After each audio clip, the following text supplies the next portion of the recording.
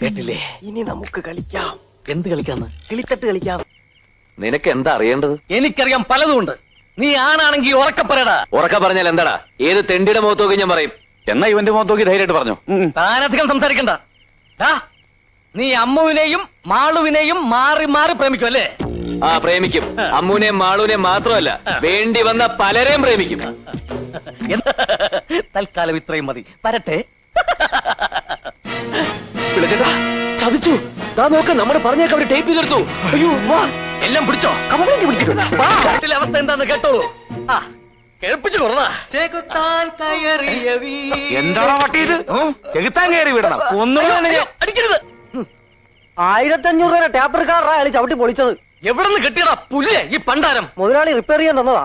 ഓഹോ, എന്തായിരുന്നു complaint? Recording work ചെയ്യുന്നില്ല എന്നായിരുന്നു കംപ്ലൈന്റ്. വാ.